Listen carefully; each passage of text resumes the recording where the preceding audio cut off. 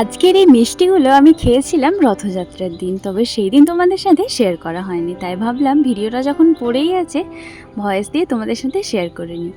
তো ওই দিন আমি যে মিষ্টিগুলো খেয়েছিলাম সেগুলো প্রত্যেকটাই আমার অনেক প্রিয়, আর সব থেকে স্পেশাল যেটা ছিল সেটা হলো ওই জিলিপিটা। কারণ রথ দেখতে যাই আর না যে জিলিপি খাওয়াটা কিন্তু মাস্ট।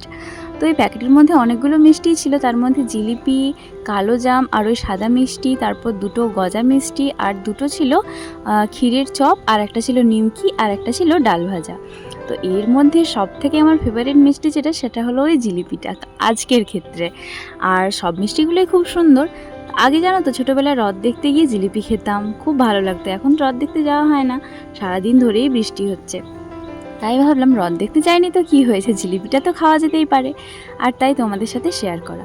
ক্ষীরের চপটা না বেশ টেস্টি ছিল খেতে, জানো তো, খুব সুন্দর। তো তোমাদের কেমন লাগলো অবশ্যই জানিও, ভালো লাগলে চ্যানেলটা সাবস্ক্রাইব